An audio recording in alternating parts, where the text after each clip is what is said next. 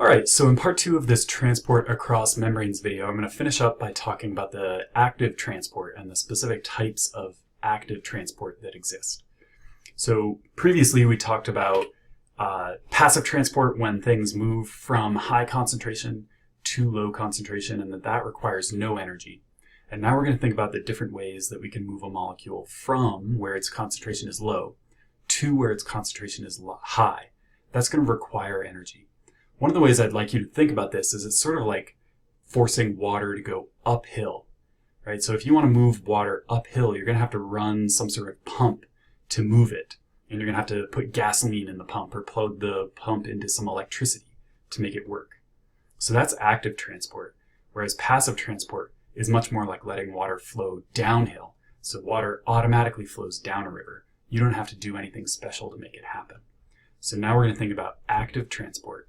That's moving things uphill against their concentration gradient. So one way to do that is with a pump protein. So a pump protein can move any molecule against its concentration gradient. Again, that just means from where the concentration is low to where the concentration is high. We'll use a pump protein. And the key detail about these pump proteins is that they consume energy to make the molecule move. So again, I've got my concentration gradient of stars set up here. On the top of the membrane, there's a high concentration. On the bottom, there's a low concentration. And we want to move one of these stars from the bottom to the top. Again, like making water flow uphill. So to do that, we're going to put a pump protein in the membrane. So here I've just got a shape to represent the pump protein. That pump protein is going to grab onto the star and move it to above the membrane where the concentration is much higher. Again, in order to make that happen, we're going to use energy. So my little lightning bolt represents energy. The most common form of energy that we use to do things in cells is ATP.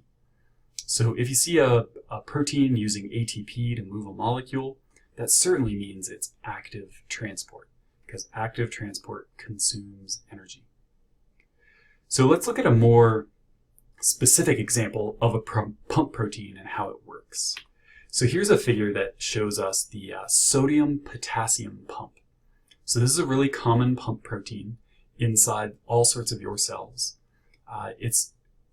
Many of our cells require appropriate sodium and potassium concentrations to work correctly. And so that's true for neurons and for muscle cells. So this pump protein gets used a lot in those kinds of cells. So let's look at the pump. What's going on here? So again, we've got our cell membrane here running across. We've got three versions of the pump. It's sort of like a stop action. So we're going to start at the left and progress right as it goes. Outside, or on the top here, is the extracellular fluid. That's outside the cell. And out here, there's a high sodium concentration. Okay? So on the other side of the membrane, down here, is the cytoplasm. It's inside the cell. And inside the cell, we've got a high potassium concentration. And the cells like it this way. They want lots of sodium outside the cell and lots of potassium inside the cell. And that's, again, going to make the cell function correctly. So the cell is constantly moving sodium ions out and moving potassium ions in. And that's what the sodium-potassium pump does. So let's look at this first image here, where the sodium-potassium pump is opened to the inside of the cell, and 3 sodium ions have been moved from the cytoplasm into little binding sites here. So basically the pump is just grabbed onto 3 sodium ions. It's also grabbed onto an ATP molecule. Again, an ATP molecule is our energy source. So what happens next? We're going to sort of burn this ATP molecule, and it's going to provide energy to the protein to change shape. So now we'll look at the middle protein. We've just burned our ATP molecule. It's now what we call ADP. We won't worry about that right now. But we've changed the shape of the pump protein. And now these 3 sodium ions are free to leave the cell. While the protein is in this shape, it grabs 2 potassium ions from outside the cell. It grabs them into a couple binding sites right there. Once this protein grabs onto those 2 potassium ions, it changes shape again, and it dumps those 2 potassium ions back into the cytoplasm. So by changing shape over time, this protein has moved 3 sodium ions out, 2 potassium ions in, and what caused the shape to change was, again, the energy in the ATP molecule. So that's one way that we use a pump protein during active transport. Okay. So the other kind of active transport is what we call bulk transport. And we'll think about 2 different examples, but the first example is exocytosis. So bulk transport is when we move very large molecules or large quantities of molecules all at once. Right? And exocytosis is when we're sending these molecules out of the cell. So exocytosis begins with a vesicle. Here's a vesicle. It's filled with some things. Maybe these are food waste or toxins that we've found in the cell. We've collected them all up and we want to get rid of them. We don't want them inside the cell anymore.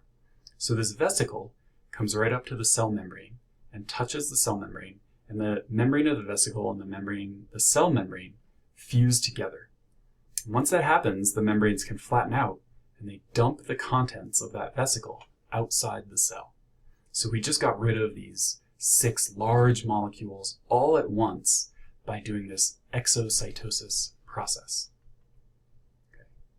So there are other kinds of bulk transport. The other kind of bulk transport is endocytosis. And endocytosis is basically just the opposite of exocytosis. Instead of sending things out, we're going to bring things in from the outside. And there's actually 3 kinds of endocytosis, sort of depending on what is being brought in or how it's being brought in. But it's the same idea. So endocytosis is when very large molecules or large quantities of molecules are brought into the cell. And so we're going to walk through a couple examples and think about how that works. So here we're going to think about this food particle that is on the outside of the cell.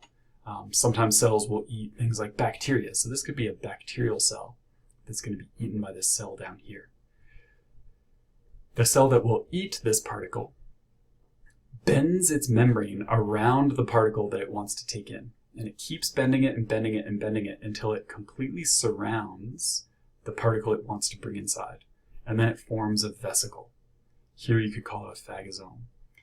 This vesicle contains this food molecule from outside the cell, and now the cell can digest it and use it inside the cell. So when we bring in large molecules, large solid particles like this, we call that process phagocytosis. Phagocytosis is also sometimes referred to as cell eating. Right? The cell basically just ate this large particle from outside. So phagocytosis, cell eating, we just build a vesicle around something we want to bring in, and then we have it inside. So the next process is called pinocytosis. It's very similar. You see that here in pinocytosis, this vesicle is forming, and the vesicle is full of liquid from outside the cell. So we filled this little bubble with liquid. We pinch the membrane off, so we make a vesicle that contains the liquid the cell needed. And we just brought in a large quantity of liquid all at one time. So pinocytosis is when we bring in liquids. And that's why pinocytosis is sometimes referred to as cell drinking. The last kind of endocytosis is a process called receptor-mediated endocytosis. And receptor-mediated endocytosis occurs when a cell wants to collect a whole bunch of one kind of molecule. So on the cell membrane, we'll have little receptors that will grab onto these star-shaped molecules, the ones that we want. And when the receptor sticks to a star-shaped molecule, the membrane where the receptors are starts to bend. And we're going to create another one of those vesicles. But this vesicle is going to be full of the receptors holding on to that specific molecule we wanted to bring inside the cell.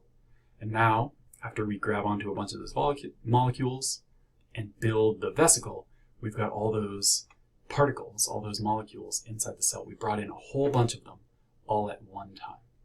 So the whole idea of bulk transport, whether it be exocytosis, moving things out, or endocytosis, bringing things in, is that we're going to move a lot of stuff all at one time. So lots of molecules or a super big molecule. So that wraps up our discussion of how we transport things across the membrane. As always, I hope you'll ask questions if you have them. So I will talk to you on the discussion board, and good luck.